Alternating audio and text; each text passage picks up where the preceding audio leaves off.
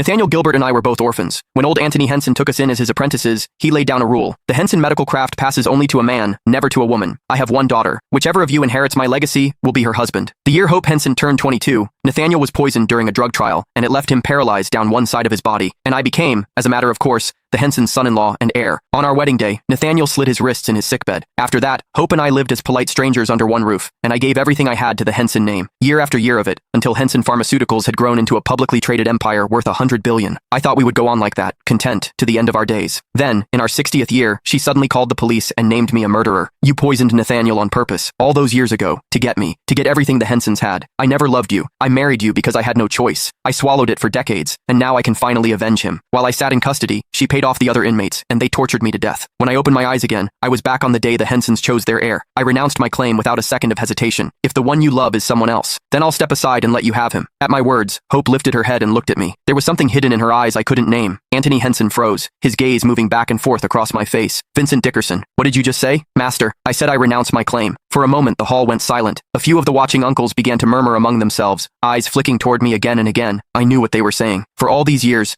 there wasn't a soul in the Henson household who didn't know how I felt about Hope. From the year I turned 12, when Anthony first led me through the door, and I saw that little girl with her hair in two buns, I had never once managed to hide it. For this trial, I had prepared 3 full months, up the back hill before dawn every day to gather herbs, brewing medicine at night until my fingers went black, reworking the formula for a single styptic salve through more than a dozen versions. Everyone had watched me do it, and now I was saying I quit. Nonsense. Anthony set his teacup down, his voice dropping low. Today we choose the heir to the Henson name, and we choose Hope's husband. A matter this large and you treat it like a game? You quit because you feel like quitting? I opened my mouth, looking for something to brush it off with. That I felt unwell, that I wasn't ready, anything at all. But with the words on my tongue, I couldn't see the point. In my last life, it took me 40 years to understand that some things can't be won by trying. Master, I just feel... I paused. Nathaniel is better suited than I am. Anthony's brows nodded, and he was about to speak when Hope's voice cut in. Father, if Vincent doesn't want to compete, don't force him. I raised my head and met her eyes head on. Her tone was even, but her eyes weren't right. There was no surprise in them, no relief, but instead something I knew too well. The same look she'd given me through the iron bars of that holding cell, all those years from now. Calm, studying, as though confirming something. Something in me dropped. Anthony gave his daughter no chance to go on. He rose to his feet, swept his gaze over the room, and spoke in a tone that left no room for argument. Rules are rules. The trial goes ahead today as planned. Who's first? The words were barely out when Nathaniel had already stepped forward. Master, let me. Nathaniel stood straight as a rod, that confident, the prize is mine smile on his face. Watching him, I couldn't name what I felt. He'd done the same thing in my last life, shoving ahead of everyone to be first at the trial. Back then, I thought it was genuine confidence. Only later did I understand he simply wanted to put on a show for Hope Henson. A pity his skill never matched his nerve. He misidentified one ingredient while gathering herbs, poisoned himself, and ended up paralyzed. In the end, he took his own life, bitter to the last. He picked up the small knife from the table, measured a line across his palm, and prepared to cut. Wait, Hope